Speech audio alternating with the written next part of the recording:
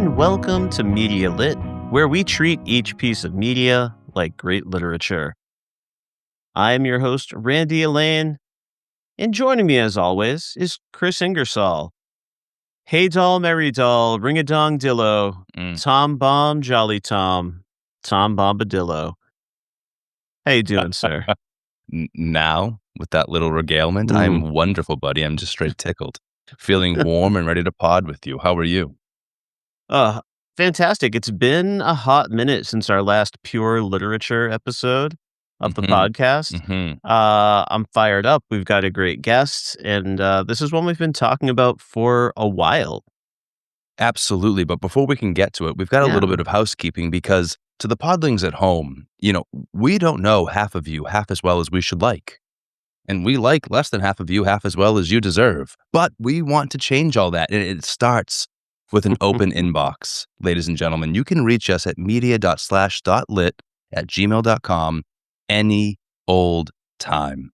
This podcast is all about getting to know people through stories. And we would love to hear from you. Hear about the ways in which this pod has impacted you, whether or not you've loved the discussion we had, hated the discussion we had, or whether or not you'd like to hear us discuss something that you absolutely love, a story that has somehow shaped you. So this year, we are taking time every episode to call out loud and proud that we want your emails. The inbox is open. Yeah, thank you so much for doing that, Kris. And this could be the episode that sparks the biggest barrage of emails yet, because we're talking about a beloved property. We're talking about The Lord of the Rings, specifically the original novels. But we don't have enough time, even on this long-form show, to cover that whole set of novels. So we're going to focus in on one very specific element of the novels, an element of the novels that sparks a lot of discussion, sometimes even heated debate, dare I say controversy, and that is the role of one Tom Bombadil, who I invoked at the top of this podcast after introducing Kris. Kris Ingersoll, I have gotten into one social media argument with someone ever. To be fair, I was not really interested in engaging, so it was one-sided. But I made some kind of a post about my love for Tom Bombadil a few years ago, and someone came at me so hot over the fact that that they could not stand how much people are always whining for more Tom Bombadil, when he's not necessary, and I could not believe the anger from such a kind. I could not believe the anger towards such a kindly soul. That is really disappointing. It makes you sometimes wonder if we're reading the same stories. Sure. Because how can a heart that connects with the story in any way come to that conclusion? Not just about Tom, but in general. But we'll get more into that. But it's not just going to be us talking about it tonight. We could not do this thing alone. Of course, we've got a guest with us to go deep on Tom Bombadil. This guest is a master, like Tom himself. Not just a master of voices, and he is a master of all things nostalgia, and he is. He's also just a master at being totally rad. Ladies and gentlemen, we had to have Doug Lief with us for this podcast, not only because he's a master of all of those things, but also because he very kindly gave Randy and I this wonderful opportunity to pod about Lord of the Rings back in the fall when he ran Frodo-vember on his own Nostalgium Arcanum podcast. He took time to cover all 3 epic films and was kind enough to let Randy and I join that discussion. Yeah. So when it was time to do a little Tolkien here at Media Lit, Doug was the first name on the list. He was the only name on the list, ladies and gentlemen. This was going to be a two-hander without him. Doug, welcome back to Media Lit. Hey, I'm really glad to be back. And yeah, thanks again for both of you for coming on the show to talk about the Two Towers. Actually, we did 4 episodes of November because we started with the Rankin Bass animated Hobbit and then did the 3 Peter Jackson films. So yeah, I'm really glad to be getting back into Tolkien because it was one of the greatest pleasures of deciding to do a podcast was just, oh boy, I get to podcast about my favorite movies. And then it was over and it was I guess that's it for Tolkien for a while. So I'm very glad to be getting back to talking about Middle Earth with you guys. Yeah, buddy. Yeah, no, that's perfect. We've already spilled the beans that this is going to be a Tom Bombadil podcast, but we've got to dig into our personal connections a little bit. And if you did not have the joy and the pleasure of hearing us on that Two Towers pod, or if you did not have the time to go back and tune into all of Nostalgium Arcanum, I know I was really pumped when you covered the Rankin Bass films, because that was my first exposure to these stories before I ever even read the books. That weird lizardy Gollum is still the first picture that comes to mind when I think of Gollum. But if you didn't listen to all those pods, you might not know our histories with this property. So, Doug, I wanted to go to you first. Obviously, people should check out your podcast, but what is your history with Lord of the Rings, and do you have a favorite adaptation of the story? It came to me on my birthday. So I got into the world of Tolkien via that animated Hobbit film. That was my first exposure to it. Um, I'm not sure where it came from, other than perhaps my dad got it at the local video store, and knowing that I liked fantasy stuff, and I enjoyed it. And I read the book very close in time to watching that. I think watching it, as I recall, gave me some kind of a general framework for the story. And so I read The Hobbit at age 8.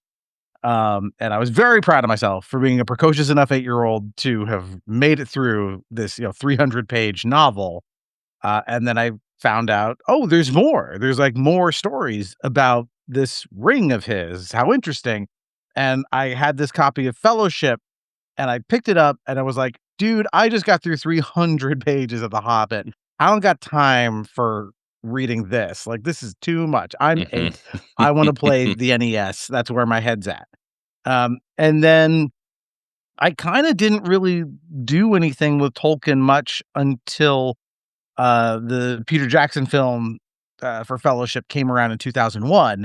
And, I saw it. It absolutely blew me away. And I to the point where, like, after I had seen it twice, I pirated a terrible bootleg that was like filmed in a Chinese movie theater. And because I was like, I couldn't justify paying to see it in the theater that many times. So I was like, all right, I'm just gonna watch this terrible, horrible bootleg copy of it until the DVDs arrive. But because of that mania for the movie, that led me to go, all right, it's time. I'm gonna pick up this big old doorstop and read it. And, getting through the book at that time, it was the perfect thing for me, because I was in college and I was an English major, and I was steeped in, this kind of things that Tolkien was in love with, like, Shakespeare, and like things like The Fairy Queen by Edmund Spenser and Beowulf, and like this long laundry list of fantastical writings that the shoulders that Tolkien stood on. I had been reading all that stuff. So when I picked it up to read it, it felt very familiar, and as big and as dense as it is, it felt, quote unquote, easy to read. Again, not the easiest book, but for me at the time, it felt like fluid to read it. And that's the only time I actually read the book all the way through. I did start reading it again, gearing up for those Frodo-vember podcasts last year, and just there's not enough time. So I think I got through the Tom Bombadil stuff, actually, but not much further. I don't think I made it to the Council of Elrond, but guys, thank you for the kick in the pants to pick the book back up, because now I'm kind of like, yeah, I'm itching to rejoin my my read through of it. So that's my history with one J.R.R. Tolkien. Yeah, absolutely. Absolutely beautiful. Jinx, pinch poke, you owe me a Coke? You got it, man. Next time I see you, unless I can hit you with a punch buggy first or something like that. We'll see what we do. No punch bags. But Kris, I got to go to you. What's your Lord of the Rings history? It was a joy to sit there and listen to Doug walk us through his, because it was quite similar. Not as precocious as the master Doug, as we've established, because I was 10 when I read The Hobbit. I was in the 5th grade. It was the year, it was the fall of 1998 it was. And so the movies had not yet come out. They weren't even a conversation yet. I found this book just in my school library.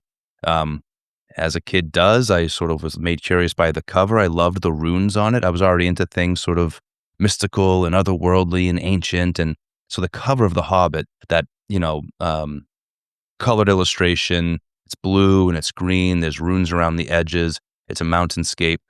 Oh boy. I took that book out of the library and didn't put it down.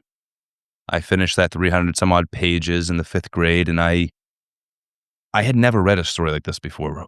I think I talked about this on a recent pod, Randy. Bilbo Baggins is my first exposure to like the hero's journey to stepping out your front door into a wider world.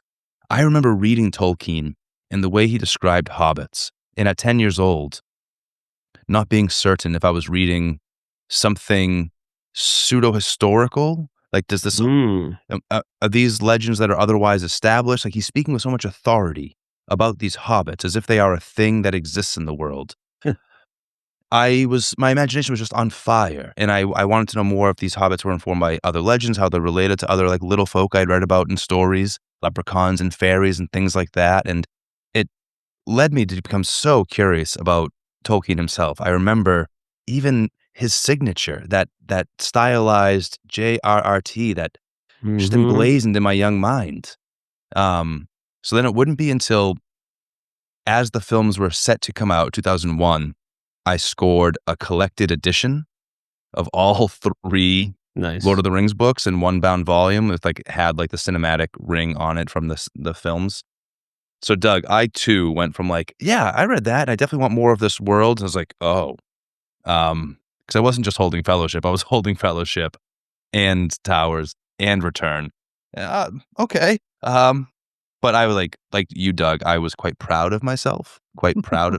There he is. Yeah. I have my copy here, and it is quite thick because it is all 3 books at once. And this one's illustrated by was it John Lee and Alan Howe, the guys who worked on the movie. So I decided illustrations throughout. Illustrations Yeah, throughout. Oh, beautiful. Yeah, there's illustrations all through it, and I kind of was like, if I'm gonna buy a copy of Lord of the Rings, I'm gonna buy a nice one. This is like one of my favorite things on earth. Yeah. So I'll spend it. So good. I'm sitting next to me. My modern copy of Fellowship is here with me. I found this little paperback set that I love. It's adorable. But I'm a edition buyer, so I will, like you, Doug. If I see a really sweet edition of a book that I already own 1 or possibly 2 copies of, I won't not buy it if it's a sweet enough edition of some kind. We love a good book. So anywho, that's kind of my history with Tolkien. I finished that bound volume and was just forever a fan. Another perfect story. You're going to find a lot of connective tissue with me, but unfortunately, that connective tissue does not extend to this incredibly powerful book cover. I read The Hobbit initially. It was this really weird 50th anniversary edition of the book, featuring a really weird cover. It is mostly black with a little archway. There's a very 50s sci-fi B movie looking alien creature that's supposed to be Gollum. And a particularly unimposing, pretty plump Bilbo hanging in the front with a very loose grip on a dagger. It's one of the least inviting book covers I've ever seen in my entire life. And that's the one I had, by the way. That is the exact book that I read when I was 8. And the whatever copy of Fellowship I tried to read next was also in that line, whatever publisher it was that was doing it. So the picture of Frodo or whatever's on the next one isn't much better. Yeah, if only they at least could have licensed the Rankin Bass or something. That would have been pretty cool to see on a book cover. Love that artwork. But yeah, when I did move on to the Fellowship of the Rings, I did have my mom's edition from when she was in college. That was this really nice trilogy edition with so much nicer illustration. So I felt much classier reading that one saved from the attic. But yeah, I think it was 3rd grade. My friend Brendan challenged me with all of the riddles from Riddles in the Dark. And that awakened my curiosity so much that, yeah, I tried reading it for the first time in 3rd or 4th grade. I went back to it later. And then in junior high school, I almost quit on Fellowship because at my maturity level as a reader, I don't know that I initially had the full patience for the world, the kind of thing that I love to linger in now as an adult. But I was on a 6-week cross-country road trip with my family, and that forced me to push through it. And it also brought the books to life for me. So as I watched the hobbits go across these subtly changing landscapes, and I was driving across the country, yeah, the whole thing came to life. The rest is history. Love the Jackson movies. But as much as I love them, they can never quite match my epic experience of just living in that book for so many hours a day. Yeah. What my own imagination does with this story is different than what I see on screen. What I see on screen is a wonderful experience, but Oh, yeah. it lives in these books. I put in the chat, I did mention, I never did return that copy of The Hobbit to my fifth grade Nice. library. Confession, Robin Hood School, I apologize. It's right now with a friend of mine on the West Coast. I lent it to him. But I love that book. Quick sidebar, Chris. I may have mentioned this on the podcast before, but every once in a while, I will go to the book sale at the local library. People donate books, and then they have a book sale. And I'll usually come out with like a dozen copies of books from the high school where I work that kids never returned, and then just like donated with other stuff from home. There's clearly Yeah. school library books. You're just like bringing them back to the library. Yeah, like they've got all like the That school is- tags in them and everything. Yeah. It's Yeah. Yeah, my copy still has that little like insert in the back with everybody's name signed on it that checked out the book once upon a time. beautiful. All right. Well, we're getting warmed up here, right? So excited to be talking Tolkien with you both. But let's get into the master himself, Tom Bombadil. I'd love to hear from both of you. What's your broad take on the role of Tom here in these Lord of the Rings stories? I think that it's a debate, as Randy said. There are certainly folks who love this character. There's some folks who are really peeved by this character. So I'm so curious to see how you relate to Tom and the larger story. Doug, I'll go to you first. Yeah, so I totally get the argument that you could snip Tom right out of this story and the narrative would be fine, right? He doesn't affect the overall plot. This is a detour through Tom. This isn't just an adventure they have along the way to get to Bree. And the general criticism of Fellowship is that it starts slow. Now, part of that is I don't think Tolkien fully knew where the story was going when he started writing. So you can kind of, forgive him for this. And, but it's interesting that, editors did not tell him you need to, you can cut this out. Just, they're riding through the woods and then they're at Bree, right? And of course, yeah, it makes sense he's not in the Jackson film. He's not even in the extended edition of the Jackson films. So does Tom affect the plot? No. But I think Tom is important to a greater understanding of Middle Earth because of what he represents metaphorically. His spot in the lore is valuable. There's a lot of interesting things about Tom, and interesting, and also that he's a transplant. Tolkien had written a poem or two about Tom Bombadil before he had ever written The Hobbit. Mm-hmm. So this was an idea he had kind of bouncing around his head, and his lover or paramour, whatever you call her, Goldberry, is also in that poem. So interesting, he didn't put it into The Hobbit. He held on to this and used it here in Lord of the Rings. And I'm sure we'll talk a lot about what Tom is, like what actually is Tom Bombadil. But when you're writing a story about magic, what you're doing is you're ultimately superimposing a second set of laws of physics on the world. That's well said.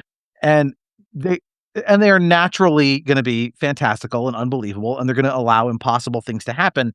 So you need to make that magical set of rules feel at least as sensible as possible, because there's high fantasy you can have, Harry Potter, where you could invent any spell that does anything that you need the plot to do, and it's fine, but for what Tolkien is doing, he's trying to weave a more cohesive world. Tolkien doesn't do a lot to explain exactly what all the magic is and how it works, but through the tone of his writing and through the addition of characters like Tom Bombadil, he weaves this tapestry that makes you feel as though that, like, maybe I don't understand how all the magic works, but there's a realism to it that, like, I understand that, like, Gandalf is very powerful, but there may be limits to what he's able to do. So I don't feel like at any moment Gandalf can just wave his staff around and then poof, problems are solved, right? There's some kind of a cohesiveness to it. And Tom adds this much deeper layer of magic, especially in that moment where we see him, we'll talk about, but he's able to entirely ignore the ring The ring doesn't affect him in any way, shape, or form. And this whole detour through his house is so weird. And we understand he's such an ancient magical being that he is at this incredibly deep layer of the magical lore, even beyond Gandalf and Sauron and all this other stuff that makes Middle Earth feel, it just adds depth and weight to the entire thing. So I do think Tom, is he essential? No, but he does add quite a lot. That's my overall take on Tom. Love that. I think that is brilliantly stated. Grateful you're able to find so much value in the way he does contribute to the story, because I agree. Randy, what about you? You going to give us a knock on Tom? Tell us about how he's got a flaw and you have to call it out, or what? Oh, God, no. No, I'm going to yes and Doug Lief. I mean, I think he gets to the bottom of it. I know all the things. I have a million things to talk about later, so I'll try to keep it short here. There's not a single thing Doug said that I don't co-sign. The only thing I'll add is I think amongst the values he adds to the story is the way that music, rhyme, poetry is such a big part of how he works his magic on the world.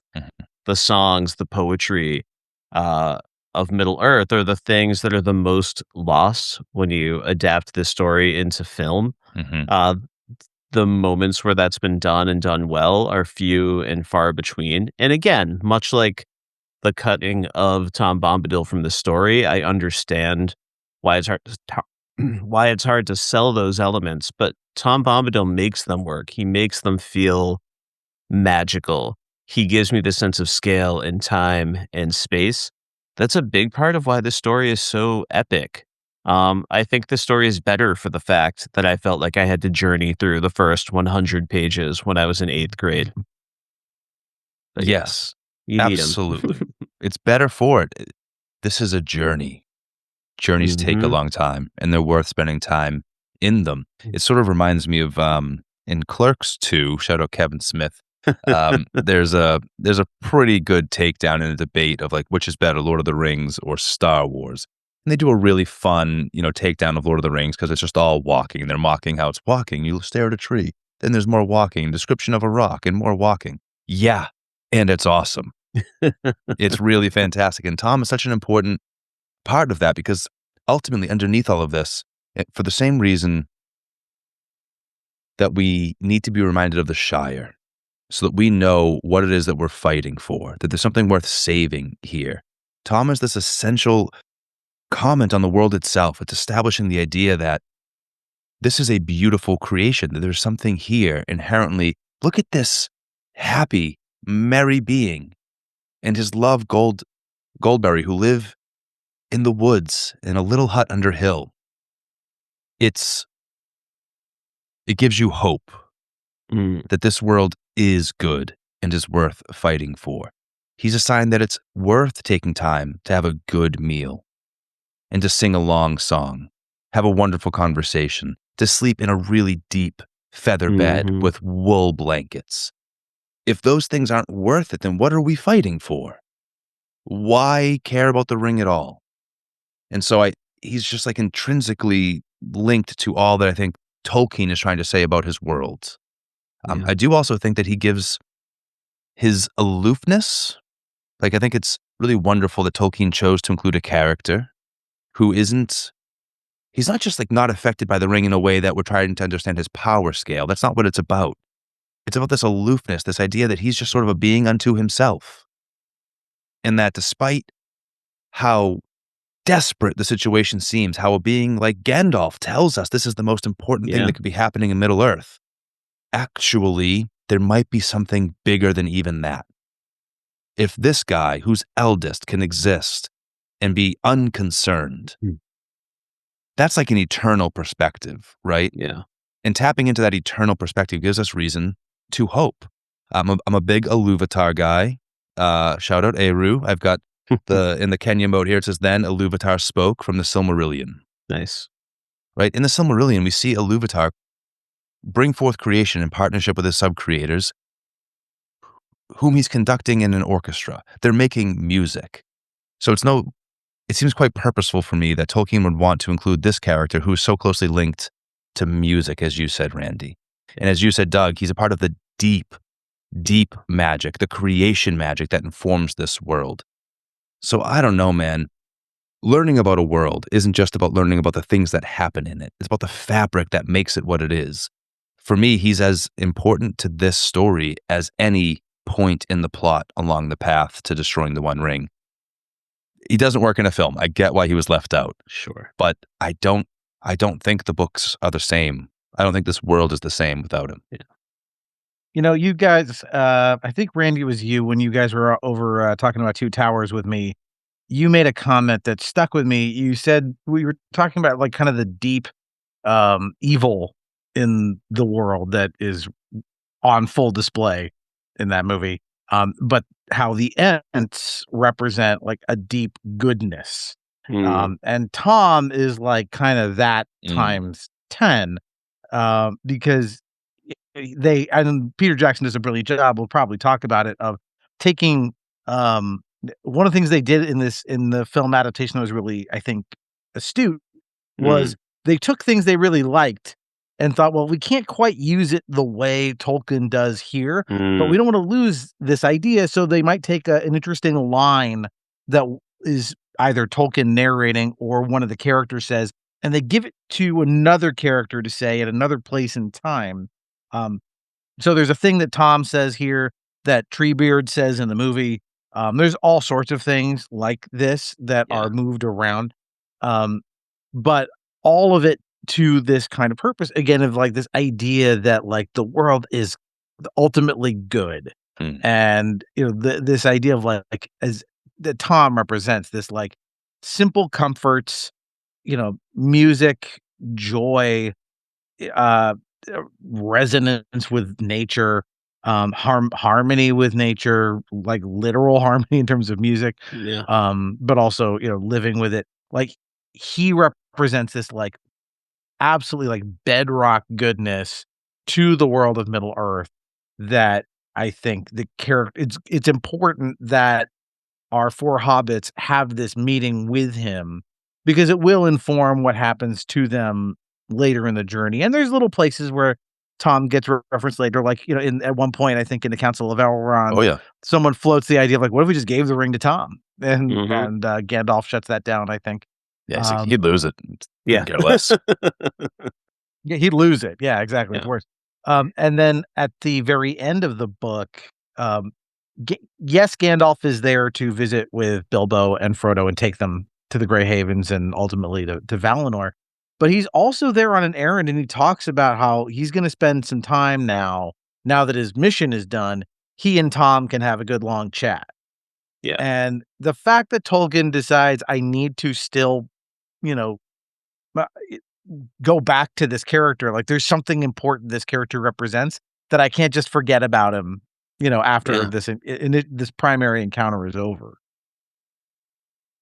Yeah. Well said. I'm glad you were able to tie in the Gandalf piece of it, because like if it was important enough that that's who Gandalf says at the end of the story, that his conclusion, what he's going to go do, what his happy ending looks like, is a long conversation with this guy. Excellent point in favor of his necessity to the plot. Yeah. Well, guys, you are both brilliant. I think you gave a perfect preview of where we're going to go in our deep dive. But before we get there, we're just going to take a minute here to recognize some of our friends and their great podcasts with a couple ads for some shows you can catch over on the Pop Break. You might even hear from Kris and myself. We'll be back in just a moment. Tired of living in the present? In need of a little nostalgia? Ready to help Marty McFly stop Skynet by collecting the Infinity Stones? Wait, what? Then do we have the podcast for you. I'm Josh. And I'm Aaron, and we're the hosts of the Anniversary Brothers podcast. The podcast where we travel back in time to talk about the anniversaries of your favorite TV shows and movies. Episodes drop every second Friday of the month here on the Pop Break podcast feed. So hop in your DeLorean and join us here each month on the Anniversary Brothers podcast. There's a destination a little up the road from the conversations and the pods you know. Welcome to Podolay, a monthly podcast tackling over 30 years of music from alternative rock pioneer Beck Hansen. You might say this podcast is where it's at. We've got 3 podcasters and their microphones. So join your hosts, Randy Elaine, Justin Mancini, And Kris Ingersoll. for a show that poses one simple question. I'm a podcast, baby. So why don't you stream me?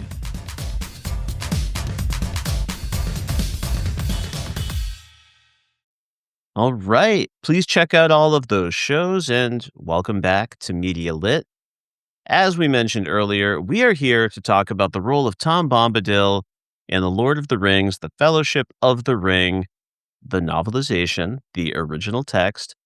So your 3 panelists did a deep dive, close reading of chapters 6, 7, and 8 in Fellowship, The Old Forest, In the House of Tom Bombadil, and Fog on the Barrow Downs. Here's a quick synopsis of those chapters if it's been a minute since you picked up the text. Our merry band of hobbits take strange new steps into the unknown as they pass through one of the final barriers separating the Shire from the rest of Middle Earth. Legend becomes reality as they twist their way through the magical labyrinth of the Old Forest. Ultimately, Frodo and the gang find themselves trapped by the vengeful magic of Old Man Willow before a mysterious savior bounds across the hillside to their rescue. This magical, musical being is none other than Tom Bombadil, a.k.a. the Eldest and the Master of the Old Forest. Tom and his river spirit life partner, Goldberry, offer the hobbits safe harbor, valuable advice, and a killer all-you-can-eat buffet. After sending the hobbits back on their way, the budding heroes must call upon Tom once more in order to escape the clutches of some cold and twisted Barrow wights.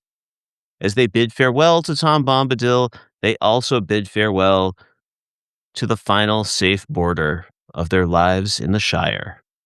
And that is an overview of chapters 6 through 8. Kris, should we take? Thanks so much. Should we take it into the novel, the literature as literature, if you will? Yes, I think we are ready with that synopsis. I think for any of the podlings at home who haven't read the story, they've got a general idea of what happens here. Yeah, let's get into it. First and foremost, Tom Bombadil is a vibe. I want to know, do you vibe with his vibe? And if so, maybe you share a quote that captures the essence of Tom Bombadil. Doug, what have you got for us? Yeah, I saw that in your outline. I was like, I better find one that it really stuck out as like, this is kind of what this is. Because one of the interesting things about it is the tone of Tolkien's writing here shifts a bit. It's subtle, but you kind of have a little bit of less of a handle on what is happening. He kind of makes a point that like the rate at which time is passing is unclear. Like he'll describe something and just kind of move on from it. The only other book that comes to mind that writes this way is like Heart of Darkness, which is also deliberately written in a way to kind of like confound the reader in that there's not a whole lot to like hold on to as to what's happening. Like he just kind of described like, oh, they're eating, and then it's like, well, nothing's really like happening. And so it's because everything is in this kind of dreamy, weemy sense that like when you're in Tom's house, like you are outside of time, you're outside of the narrative, you're in some sort of weird pocket dimension of Middle Earth, where Tom and Goldberry can just kind of do their thing. But this was, there's also a lot of writing about the natural world, which is what he talks about the most. So here was the quote that I pulled. He told them tales of bees and flowers, the ways of trees, and the strange creatures of the forest, about the evil things and good things, things friendly and things unfriendly, cruel things and kind things, and secrets hidden under brambles. To me, that is kind of the quintessential Tom experience, that like it's this description of like evil things and good things. Like it's very sing-songy. There's a musicality to it. It's also like weirdly simple. Like he told them of evil things and good. I mean, the hobbits are adults. They're not children. They're child size, but they're mature beings. So this kind of like almost Mother Goose-ish way that he's like talking of things, it speaks to something again like deeper and more profound about these things, the way Tolkien writes. And again, that secrets under brambles phrase, so much of what Tom is about and kind of imparting to them is like telling them to look deeper into the world. There are secrets and things and hidden places, and you four hobbits are going to go way deeper into this world than you ever realized you could, or that even exist to your knowledge. So that particular sentence stood out to me. Absolutely beautiful and beautifully delivered. Thank you very much for reading the quote. Yeah, I mean, Randy, I like the way in your synopsis you called his wife Goldberry a river spirit, which I think she's certainly a being of a different plane of existence. And Doug, I think that you captured really beautifully the way with that quote, the way Tom himself seems to be something of a nature spirit. I don't think he is. And I don't think that's Tolkien's intention in the same way that Goldberry is. But my gosh, he's like nature incarnate. And that quote is really beautiful. Randy, what about you? Yeah. Once again, I love the way Doug captured this. You talk about Kris as Tom as this nature spirit. And yeah, I mean, like, he's got like almost a Santa Claus vibe. With great yellow boots on his thick legs and charging through grass and rushes like a cow going down to drink. He had a blue coat and a long brown beard. His eyes were blue and bright, and his face was a red, ripe apple, but creased into 100 wrinkles of laughter. It's this incredibly pleasant, welcoming vibe. And that musicality I mentioned, when he confronts Old Man Willow, he says, I know the tune for him. Mm-hmm. As the hobbits get to his house and start drinking, they became suddenly aware that they were singing merrily, as if it were easier and more natural than talking. This affects a literal vibe he brings to everything. Maybe my favorite saying is the way Goldberry describes him when Frodo asks, "Who is Tom Bombadil?" She says, "He is." Mm-hmm. And to be fair, in the full context of the quote, she does go on to try to articulate that a bit more. But I don't think it's a mistake that the first part she gets out is just "he is." And it's no mistake that exists as a line in the book. He is. He just is. He's there. I'm gonna turn things over to you, Kris, but we should probably like zero in on how Goldberry fits into this vibe in a minute as well. Well, I'm certainly happy to go there because I'm ready to yes and you both. You both danced around. I was going to share that same quote, Randy. I'm going to take us further into it, because I wanted to express something very similar. That he is like he has this deep connection to the nature of this world, to all things natural and how they work. Right. Goldberry is a part of that. I think together they exist in this. Doug, I'm glad you expressed his home as this almost like transcendental space, like a sort of outside of the natural space and time of the rest of Middle Earth. It's almost Garden of Eden-esque, right? And there's something about even the feast that they're offered. I don't know if you guys noted, there's no meat on the table for these hobbits. There's no mention of it throughout their stay there. They eat and they're satisfied, and it's a beautiful, wonderful meal. But that's Eden stuff. I don't, layman may not know, but like in the garden, nothing ate meat until like later, according to the story, that after a few things happened, meat was given to animals and to humans. But initially, it was like animals eat green plants, humans eat fruit, and like all things are in harmony. That combined with the way Goldberry speaks of Tom as he is. She'll go on to say, because Frodo looks questioningly at her, "He is as you have seen him," she said in answer to his look. "He is the master of wood, water, and hill." "Then all this strange land belongs to him?" "No, indeed," she answered, and her smile faded. "That would indeed be a burden," she added in a low voice, as if to herself. "The trees and the grasses, and all things growing or living in the land, belong each to themselves. Tom Bombadil is the master. No one has ever caught old Tom walking in the forest, wading in the water, leaping on the hilltops, under light and shadow. He has no fear. Tom Bombadil is master. And that's not because of some great dominance or power. It's Mhm. because of a submission to the nature of all things. He has his place in it. He's been put in this part of the world. He's been given the authority over these things to care for them. He's a master in that he has stewardship over these things. I love the way the story talks about, you mentioned it, Randy, in your quote, or when you were speaking of, he knows the tune of Old Man Willow. He talks about how strong Old Man's Willow song is, but Tom's song is stronger. Yeah. I don't think it's a coincidence that he's talking about singing as the way in which things are sort of made and controlled in this world. As we know, Iluvatar conducted music to bring it all into existence. Mhm. So I see Goldberry and Tom as these beings who are like living in total harmony with the creation. They're not resisting their role in it or the things that are happening in it. They're walking their path. I love that quote from her because, Randy, we've spoken about this before. I got this idea brewing about humans and how none of us are human beings. We're all humans becoming. We're ever changing and being influenced by our experiences. We're growing and evolving to become the thing that hopefully we will be in the end. Tom Bombadil is. He is a being, consistent and always. The last little quote I'll share that kind of puts a bow on this, I think, in terms of that obedience despite his power, that submission to his role within the larger creation. They get to the road, and Tom has now escorted them because he had to rescue them from the Barrow Downs and the Barrow White.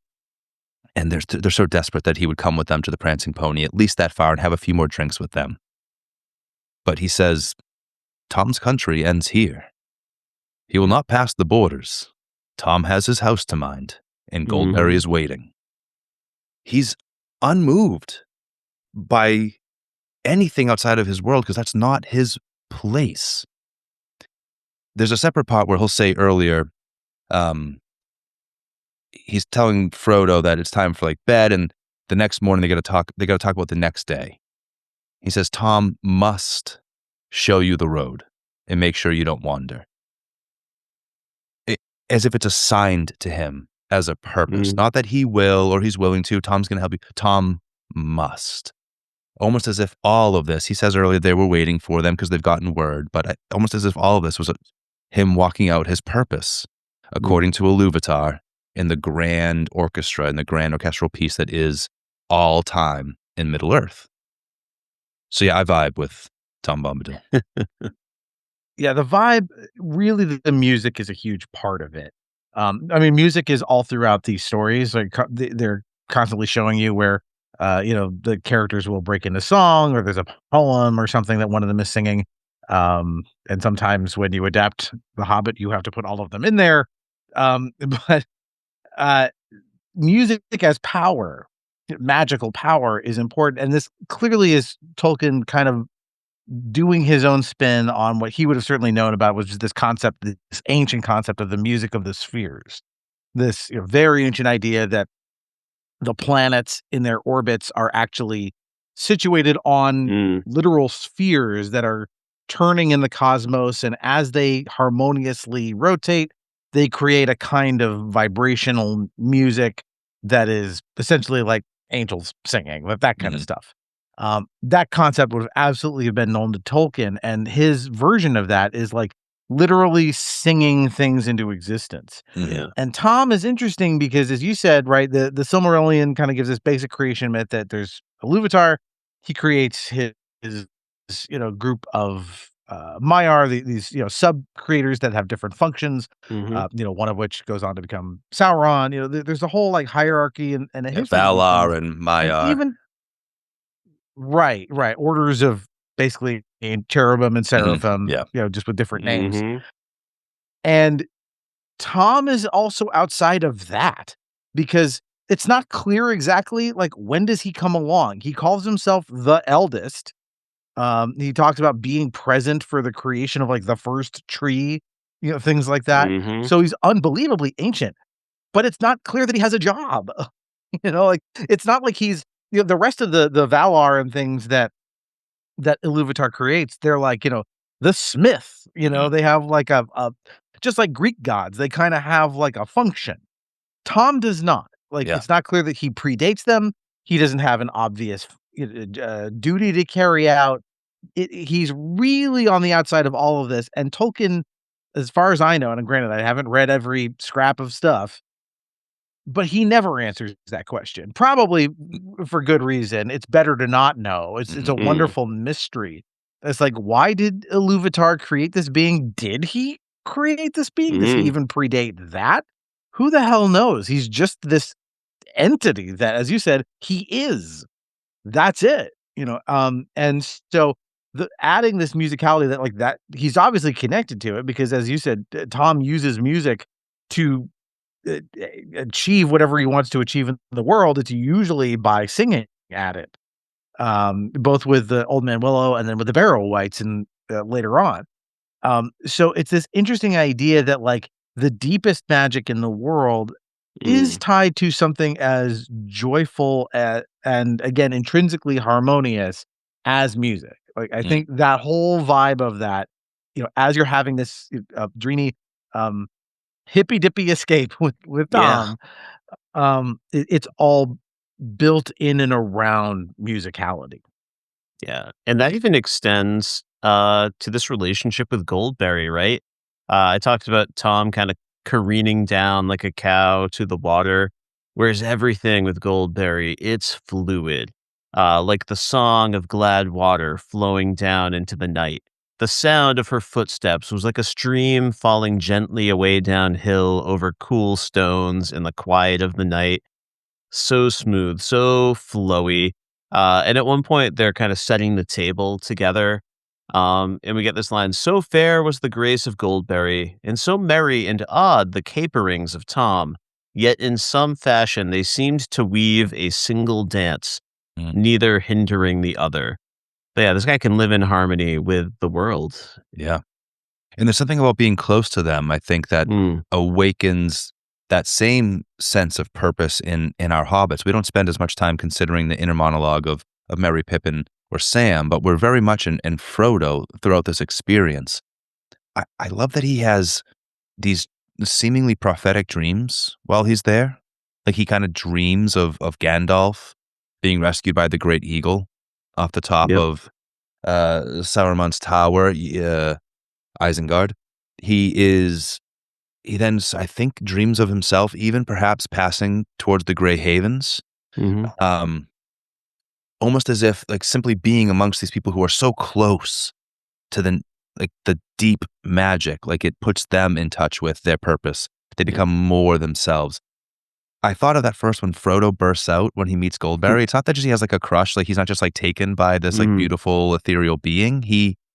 Something in his soul is quite stirred, and yeah. he sings out, with this it says, he "Now the joy that was hidden in the songs we heard is made plain to me," just by Yeah. seeing her and being in her presence, and she likens him then to having, a fair tongue like the angels, or like the elves rather.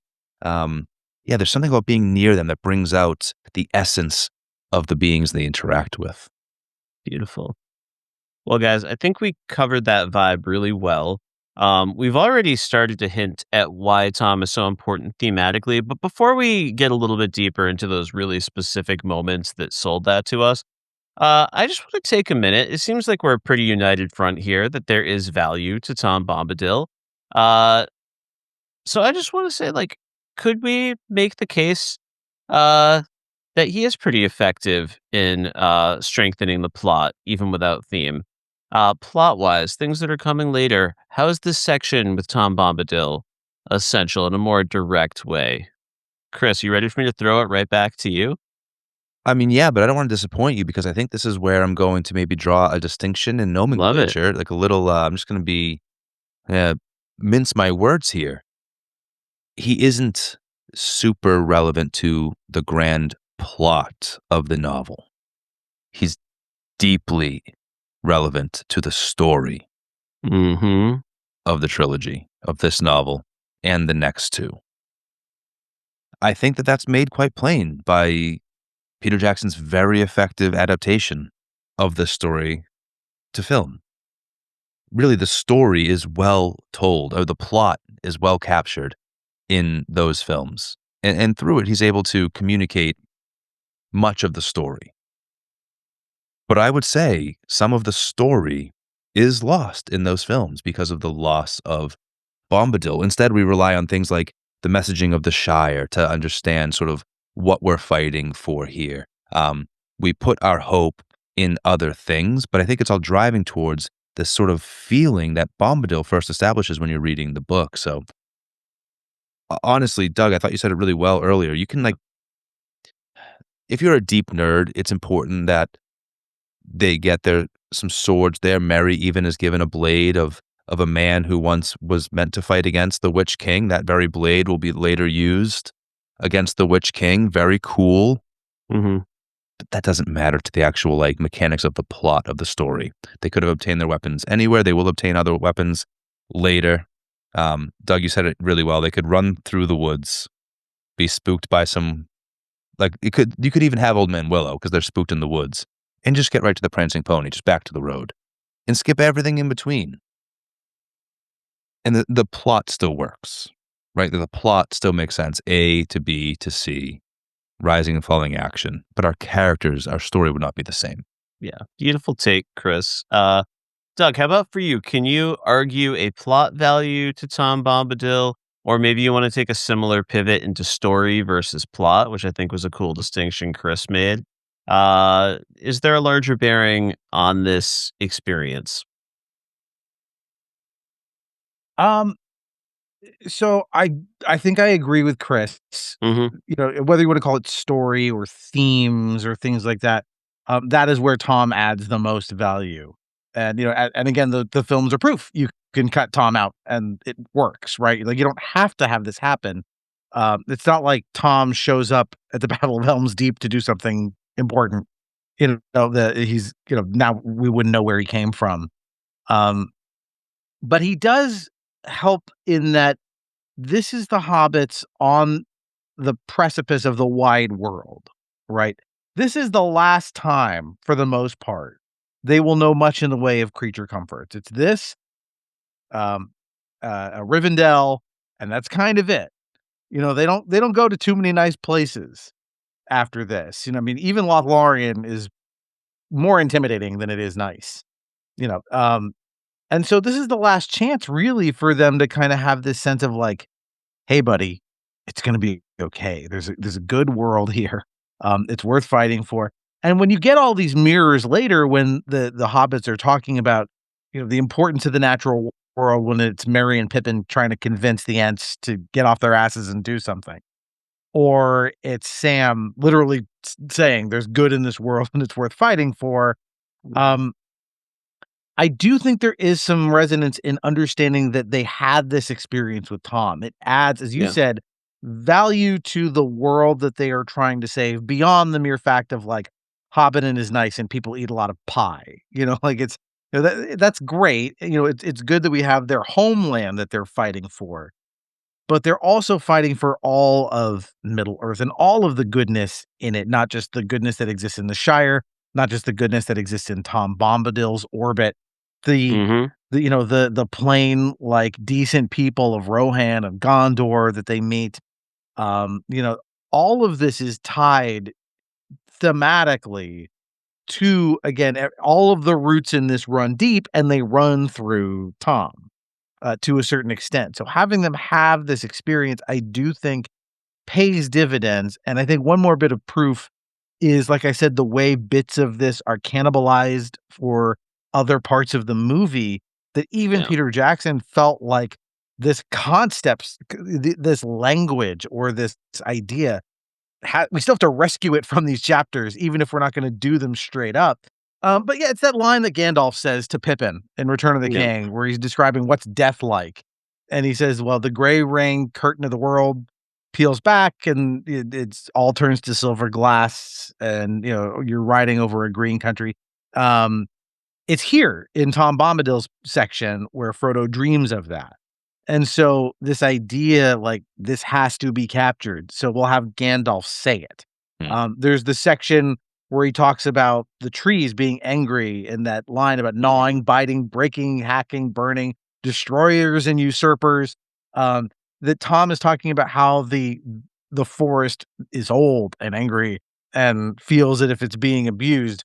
Well, Peter Jackson takes that exact language and gives it to Treebeard to say, so he can give voice to this concept that, since he's by far the closest thing in the film to Tom, here is this ancient botanical being giving this same speech that Tom gives, because this stuff is important. It is important that these concepts make it out, and that even, the film adaptation needs this to work. This has to be there, even if Tom himself doesn't say. It is worth taking a long time to say, though. Yeah. As I did, yes. And Treebeard. And, well, I think it's already clear that I agree with both of you about the thematic value, about the character building. I do think there's a little evidence that, Tom really does matter to the plot a little bit. Some of it's debatable.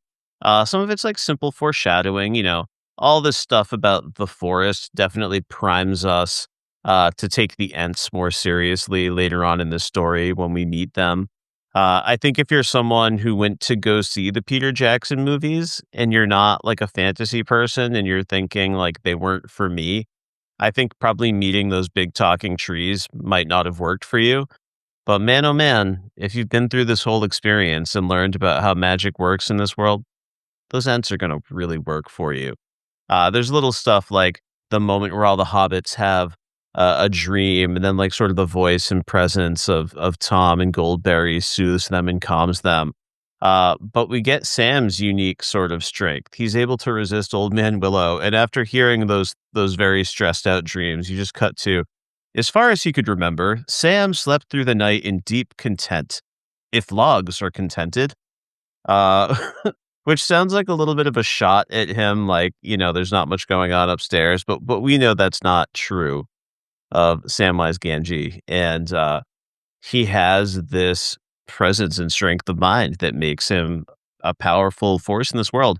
But I also want to think about that title of the Fellowship of the Ring. I think we get some evidence here that Tom has been in conversation with people on both sides of the old forest. He knows that these travelers are coming. And part of the sense of duty feels like it was partly worked out with some other players in the world. He's willing to play ball a little bit. This is part of the story, part of the journey. On any quest like this, you need to meet with these magical beings and get wisdom, receive these artifacts, really make them feel earned. Another element that really was cut out of the Jackson films is coming back and saving the Shire. Merry and Pippin, the heroes. Love Merry and Pippin in the Jackson movies. Total icons. Love it when the Hobbit boys reunite now, decades later. But you kind of miss out on some of the stuff in this book, like the fact that Merry has traveled a bit deeper into the borders of the Shire than any of the other hobbits before. Merry is the guide. And you get to see this sense of wonder as all these stories he's heard pays off. He goes deeper than he's ever gone before. You see these steps that these hobbits are going to grow into these legendary heroes who can come back. So yeah, that's all I got there. All you got? That was wonderful. No, really well reasoned. I'm certainly compelled after listening to you both speak. Yeah, really wonderful. I love this character. Mm-hmm. I think we've done a pretty good job of digging into the thematic importance and resonance of Tom Bombadil so far, but is there anything that either of you had top of mind that you want to make sure you get out before we move on with the conversation? Anything, any quotes you had prepared or bits about Tom that you want to make sure you highlight? I just want to say I heard Doug hint at my favorite moment in all 3 chapters. There's a moment where Tom is unaffected by the ring. Doug, do you want to cook on that? Yeah. Take us into it. I think this is really a critical part of it. Obviously, anytime anyone interacts with the ring, it's going to be important. I think one of the things that's really interesting is he asks them about it. And the language that Tolkien uses here is that Frodo kind of finds himself surprised that he's willing to tell Tom about the ring after, Gandalf has schooled him real well that like, hey, you're carrying the most like radioactive, dangerous thing in the world. Maybe you don't want to go telling people, because by this point they've seen the Nazgul. Like they are, well aware of, I mean, maybe not even fully aware, but they have enough of a dawning awareness of how much danger they're in. Mm. So it's interesting that Frodo feels compelled to just hand the ring over and tell him about it. Again, probably because Tom is incredibly powerful and he may just, be compelling Frodo to do it himself. Even if because Frodo makes it seem like it may not be totally voluntary. But he's like, here's the ring. And Tom takes it. He puts it on. He does not turn invisible. Tolkien is keen to point out. He takes it. He holds it up. He actually does a little magic trick where he makes it disappear and then reappear, and he hands it back to Frodo. And then Frodo, wanting to make sure that Tom didn't pull a switcheroo, puts the ring on his finger and disappears, at which point Tom is still able to see him despite the magic of the ring. And so this is the way Tolkien basically shows you, one, Tom isn't tempted by it. He's not corrupted by it. It doesn't work any of its evil. There's never any mention of, like, normally when you put on the ring, there's, especially the way like Jackson does it, where like literally the eyeball of Sauron appears over all these wispy things, like, oh, there you are, right? It makes you more visible to him. There's none of that. There's no sense of danger. The only sense of danger is like, wait, why is Tom taking it? And it's over very quickly. This doesn't last very long.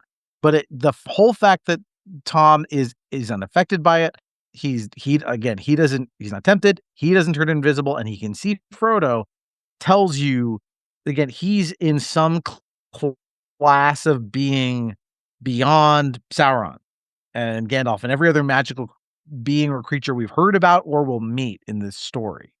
So it's a very effective piece of this like short encounter that is, it really puts like an exclamation point on like what Tom is, well, to the extent you can understand what he is. I'm so glad that we wanted to highlight this here, Doug. Thank you for taking us through that. There's a little bit of a dramatic tension that Tolkien puts in it, where he takes the ring. We're conditioned to think that it's a bad thing. I think he even mentions, right, that the hobbits for a second see like a terrifying but beautiful image, right? His bright blue eye looking through that gold circle. So it's almost like for a second there, but very quickly, Tom is Tom, and he's jolly, and he's so accessible, and he's so honest. He's so good that any little tension there very quickly dissipates. And I'm glad we chose to highlight this, because this is really what I was thinking of when I was highlighting earlier, the aloofness of Tom, the eternal nature of Tom. He's not aloof because he's naive, or similar to Sam, it's not because he's empty up top that somehow the weight of this doesn't dawn on him. He's so eternal. He has seen this world go from darkness to light. He remembers when the sky was just dark. And then one year you look up, he says, and the sky is full of lights. He watched the first trees come into existence. He's watched this world change. He has seen the Dark Lord arrive, rise, and fall. Rise and fall a second time, Morgoth Melkor. He's watched Middle Earth be transformed, watched all of Arda be transformed once and again.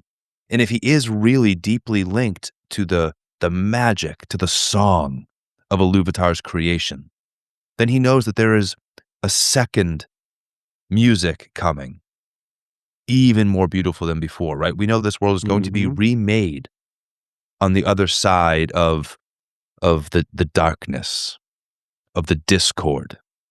And if Tom is truly in tune with all that, this ring not having any effect on him, right? It's not that he has power over it, it's that it has no power over him, because he does not fear, he does not want, he has no desire for control or ownership of anything. He is his own master. And he is totally submissive to the way that this world works according to its creator. And so, you wouldn't sweat it either. It's the same way, I don't know, you've seen enough seasons come and go, right? We can experience this in a lifetime. How many folks do we know that are in their latter years, and they have a wisdom to them because they've seen this world change so much? They know the things that young people think are the end of the world are just the end of one version of this world. Tom seems to be deeply in touch with that. That all this, the striving, the story believes that's important, right? Tolkien believes the striving, the heroism, the choosing to do what's right is important. But above and beyond all that is a larger contentment that all things will work out the way they are meant to. And that's Tom in the Ring.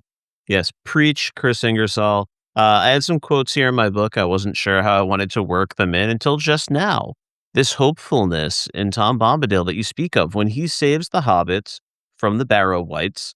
I noted this contrast between the two songs. You get this song from the Barrow Wights, this curse, it ends with, "Till the Dark Lord lifts his hand over dead sea and withered land." And then Tom busts in, and his song ends with, "Lost and forgotten be, darker than the darkness, where gates stand forever shut, till the world is mended." So yeah, he's got that image, not of a Dark Lord, but of a world that's been mended, of a future, of hope. So good. Goosebumps, baby. But Goosebumps. yeah, man, the way he calls Frodo back, take off your golden ring, your hands more fair without it. Leave your game and sit down beside me. Kris, I think of one of our favorite shared properties, which is the Marvel television series Loki, a character who goes through a sort of personal emotional awakening. And part of his journey is being in this place out of space and time, the TVA, and seeing a junk drawer full of Infinity Stones, this thing that he's valued and chased and feared for so long. Could Frodo have ever completed his mission if he did not get to see Tom Bombadil ignore the effects of this ring? Is that one of the pieces of the puzzle he needed to be capable of doing this job? I wonder, perhaps it was necessary, bringing us back to the last segment. The only other thing I want to throw in here for the theme section is just a little one. When they're looking over sort of the ruins and the barrows, I love this description. There were fortresses on the heights, kings of little kingdoms fought together, and the young sun shone like fire on the red metal of their new and greedy swords. It's these little guys in their little kingdoms fighting their little battles, and now they're gone. It goes back to what we say about scope. It goes back to some of the pettiness we'll see amongst the royals that we meet moving forward in this story. Just beautiful stuff. Yeah. Well highlighted. There's another bit of kind of ancient stuff. We haven't talked about the Barrow chapter much, but yet another interesting transplant.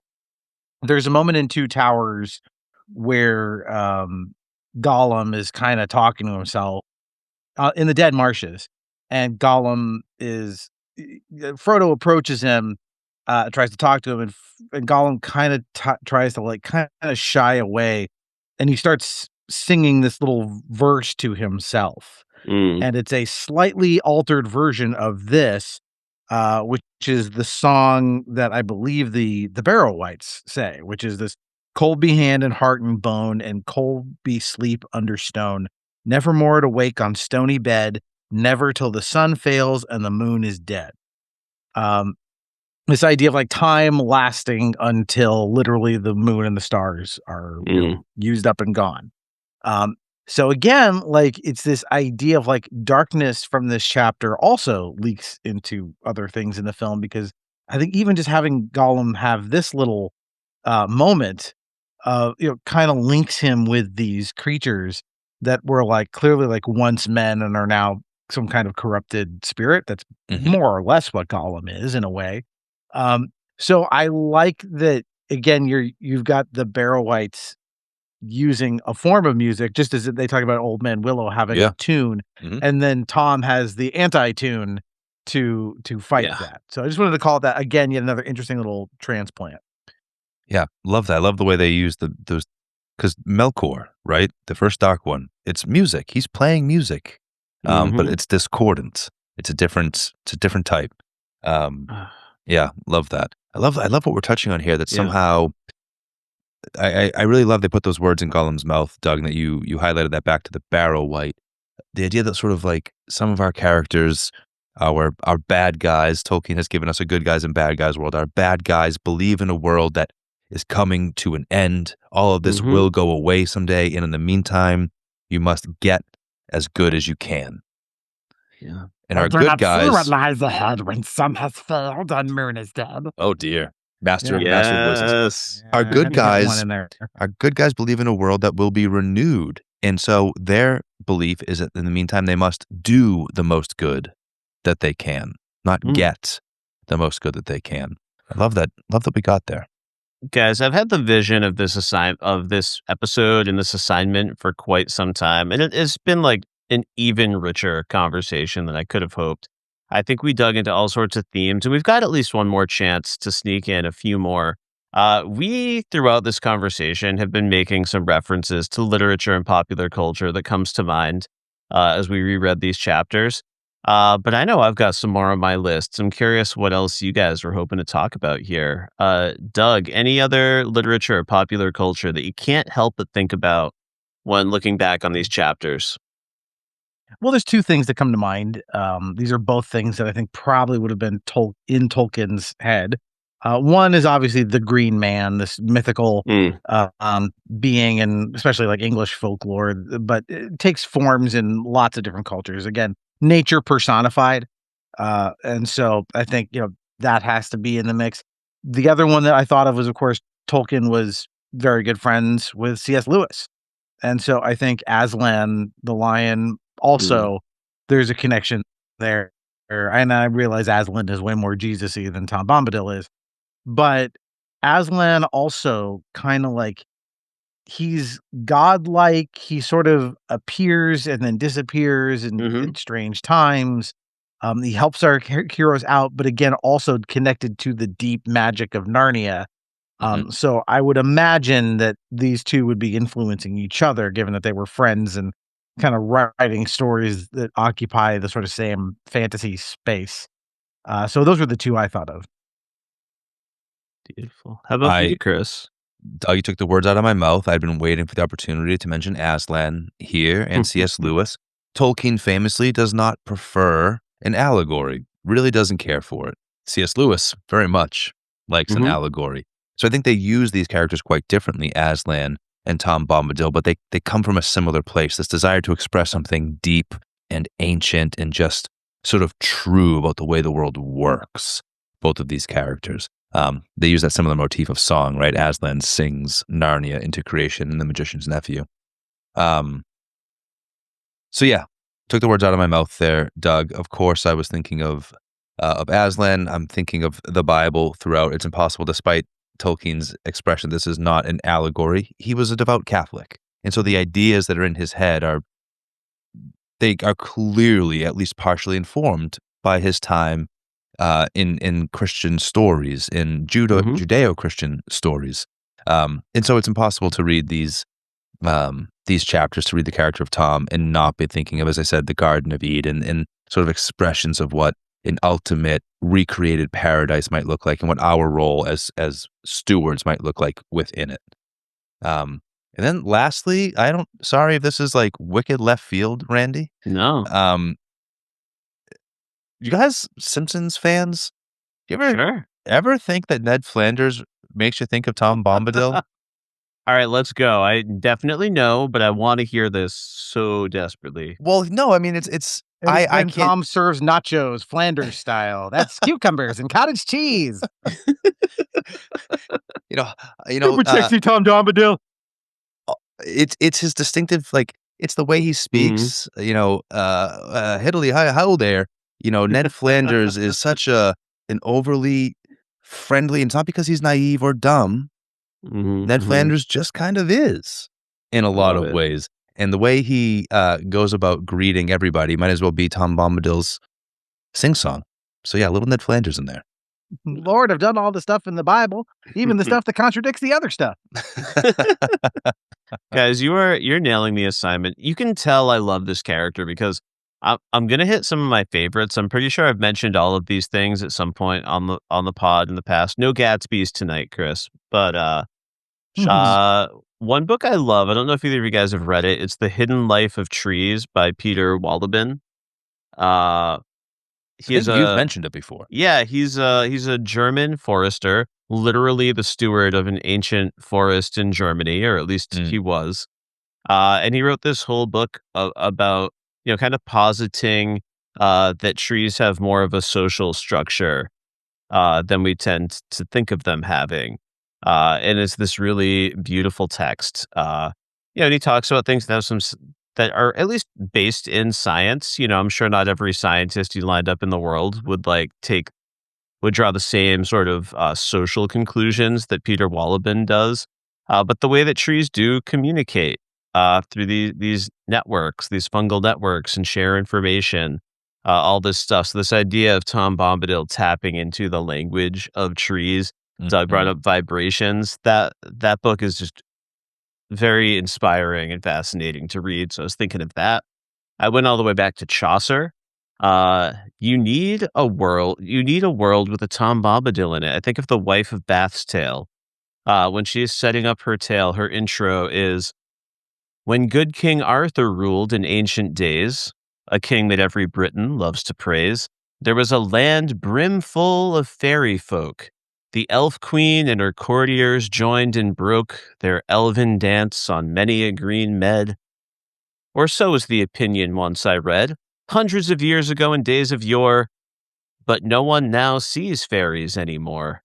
For now the saintly charity and prayer of holy friars seem to have purged the air. They search the countryside through field and stream as thick as motes that speckle a sunbeam, blessing the halls, the chambers, kitchens, bowers, cities and boroughs, castles, courts, and towers, thorps, barns, and stables, outhouses, and dairies. And that's the reason why there are no fairies. This world of magic and beauty is gone. It's become a cold place." And Perfect. Really brilliant. thank you. And I've got to go to Doctor Who and the Doctor. Yeah. It's been a hot minute since my last full read through of Lord of the Rings, and I'd completely forgotten about this moment where Tom pulls a brooch with blue stones from the pile of treasure. And there's this implication that, perhaps he had a past love, predating Goldberry. It's set with blue stones, many shaded like flax flowers or the wings of blue butterflies. He looked long at it as if stirred by some memory, shaking his head and saying at last, "Here's a pretty toy for Tom and his fair lady. Fair was she who long ago wore this on her shoulder. Goldberry shall wear it now, and we will not forget her." It's circumstantial. I can't prove this was a past love. But the Doctor, a character who lives a timeline that's so much longer than his companions. The way that he almost forgets them, and when he's confronted with these past companions, it can be really difficult and painful, but also a beautiful memory for him. And finally, I know I've quoted this poem before. It's my favorite poem. Perhaps the World Ends Here by Joy Harjo. Tom Bombadil works his magic at a dinner table. And this is a poem about the power of a kitchen table. And I'm not going to read the whole poem, but I just grabbed the lines that made me think the most of Tom Bombadil. "The world begins at a kitchen table. No matter what, we must eat to live. The gifts of the earth are brought and prepared, set on the table. So it has been since creation, and it will go on. At this table we gossip, recall enemies and the ghosts of lovers. This table has been a house in the rain, an umbrella in the sun. At this table we sing with joy, with sorrow. We pray of suffering and remorse. We give thanks. Perhaps the world will end at the kitchen table while we are laughing and crying, eating of the last sweet bite." Kris, I thought that poem might hit you particularly. What do you think? Dude, really, really beautiful. So well identified and well delivered, man. All right. Sorry for that extra long section from me, but man, I just love Tom, and thank you for hearing me out. Beautiful. So glad to be doing this with you. But I think with that, then, I think we've really done it. We talked about 3 chapters of this wonderful novel and a character who is really bigger than that. So I'm grateful for the conversation tonight. But before we can move on, it is a Media Lit episode. After all, you can't leave the classroom without doing a little bit of extra credit. We've got a fun one tonight. Randy crafted for us something a little bit more imaginative. I want you each to walk me through your one weekend with Tom Bombadil. What's this experience like? Like, what is core to it for you? Doug, you first, bud. It's far out, man. I mean, Don't forget the Credence this is a tape. lost weekend. That's what it is. They're working in shifts. So this really is a lost weekend, right? That's what this is. The hobbits experience this strange, magical mystery tour with Tom. And I think, honestly, I can't think of that the weekend with Tom would be any different than the one that's described in the book, because I get the impression that like this is what just kind of Tom does day in and day out. He goes and checks on the plants. He pulls together enough of them for him and Goldberry to eat. They probably bake some bread here and there. They churn some butter, and then like they go back to whatever their version of sleep is. Like they're just sort of eternally in this, happy little loop. And every once in a great while, someone wanders into their midst and they allow themselves to be discovered and interact with those people. Because I would assume, it doesn't explicitly say this, but I imagine that like you leave Tom Bombadil's house, you turn around to look at it and it's gone, right? Like, he only lets you into his like sphere if he's willing to. And so like, yeah, it's hard for me to, I saw your extra credit. I'm like, I don't know what else it would be. This is all Tom does. So, yeah, I just figured I would have basically the same experience that the hobbits do. Perfect. Absolutely perfect. I think you're right that we talked about his eternal nature. Goldberry says he is. I think that we're watching a day in the life of Tom Bombadil, and probably many of these days are contentedly the same. Randy, anything specific out of your weekend with Tom you want to make sure you guys have on the agenda? Yeah, I mean, I think if you get down to the core of my response, it's not entirely different than Doug's, because I also found that I couldn't reinvent the wheel. But I imagined a context that, Tom Bombadil, Goldberry, who's to say they aren't still living in a stretch of ancient forest somewhere in the world that we know. And I was imagining how desperately we could all use a trip to Tom Bombadil and Goldberry's tech detox retreat. I want to be clear. I am not suggesting that they have commercialized their experience. They have not. That would be absurd. But perhaps humans have found their way to this grove. And if you are willing to put the world behind you, get lost in this forest, you may just happen upon one Tom Bombadil. He may just invite you into your home. And with his guidance and Goldberry's guidance, you're going to be free of the trappings of the outside world and be more fully present with your friends and loved ones you were traveling with than you ever have before. And you're going to have the ultimate hosts. And what's more, you are going to gain some insight into how to interact and hear and listen to and communicate with trees, with animals, with nature. You're going to go back into your world being more present and able to protect that world, honor that world, respect that world. You're going to be a better person for it. The Tech Detox Retreat. Absolutely perfect. I'm glad you highlighted they did not commercialize this. This isn't something you can sign up for with a QR code and take a luxury jet to encounter. Correct. Yes. Yeah. Really beautiful. I love that.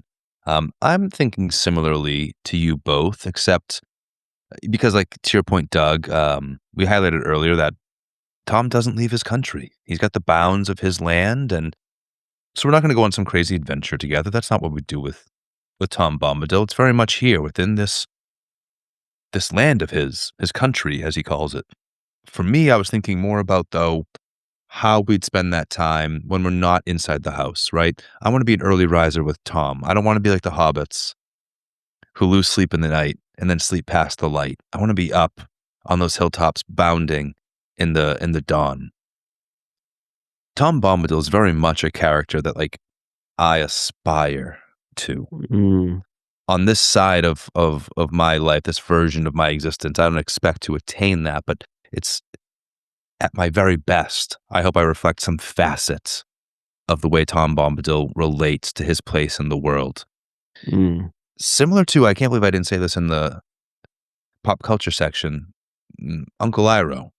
is this character that I aspire to. Uncle Iroh very much for me feels like a character who is following in the footsteps of a Tom Bombadil, especially Uncle Iroh in the spirit world, in the Legend of Korra, on the other side of his death.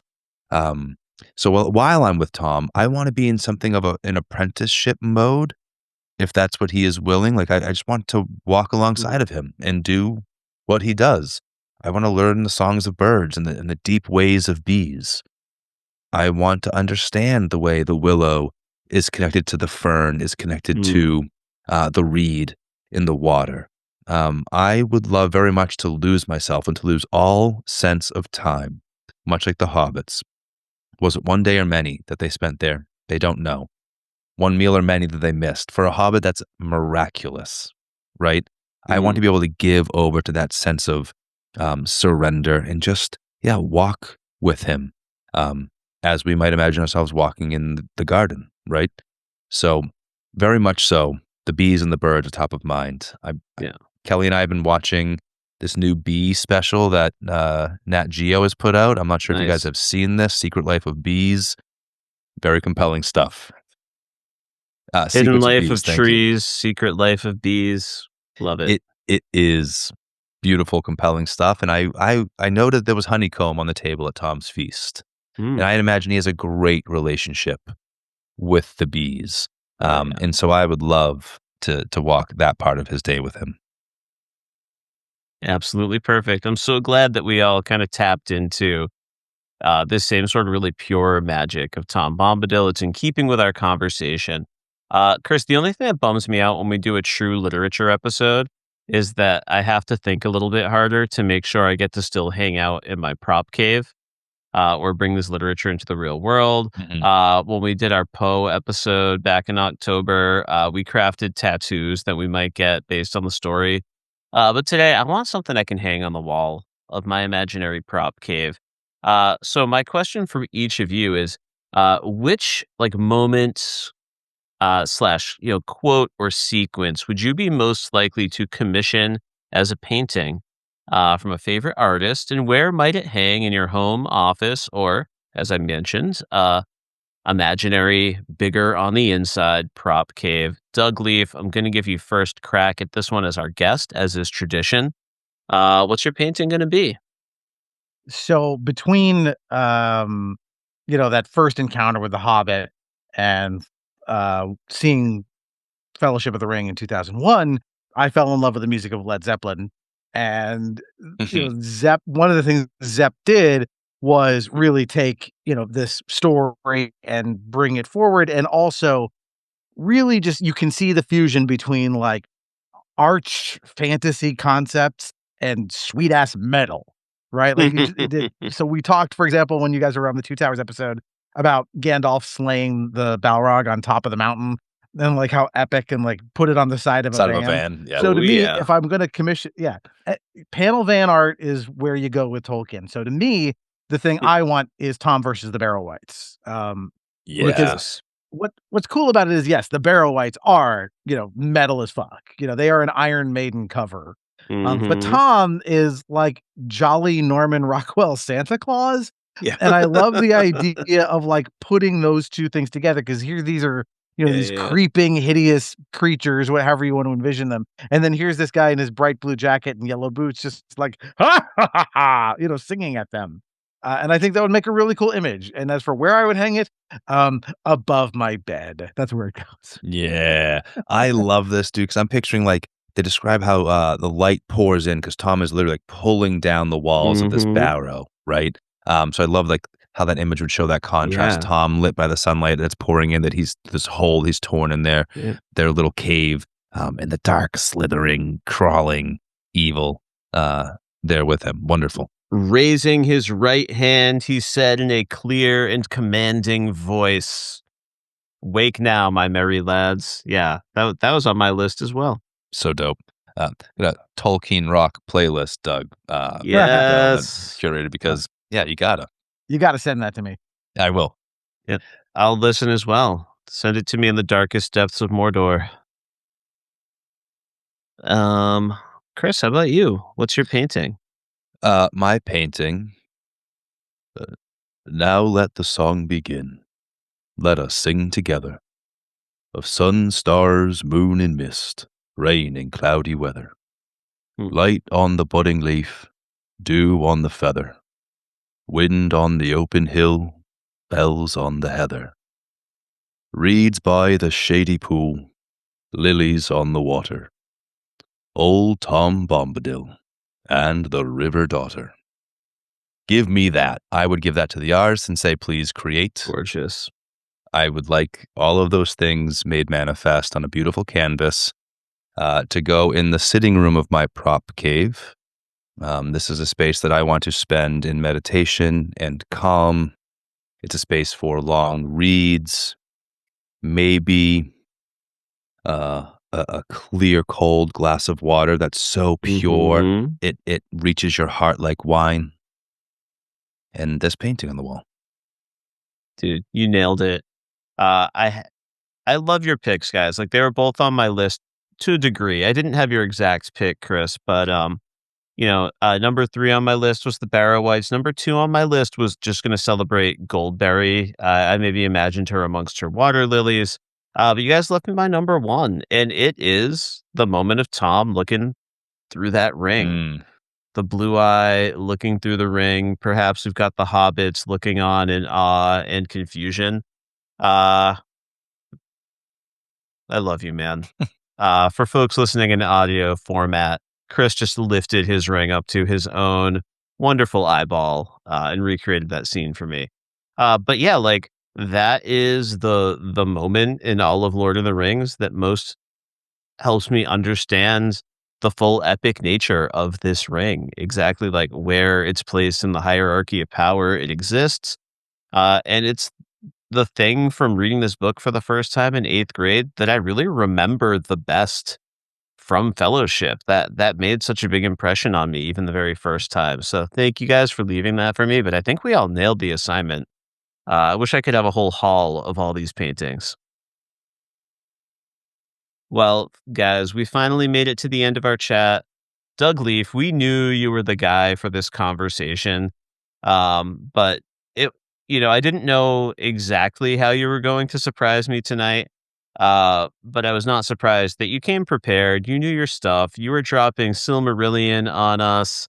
And just so many beautiful insights into the literature, the themes.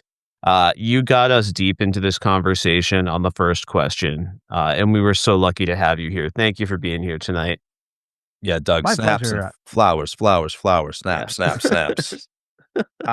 Love potting with you guys. Really grateful for the chance to talk about Tolkien again. If anybody wants to hear me talk about Tolkien, just put a microphone in my general direction and you'll capture whatever you need. If folks do want to hear more of you on a microphone, where can they find you out in the world? Tell us about socials and other podcasts. Sure.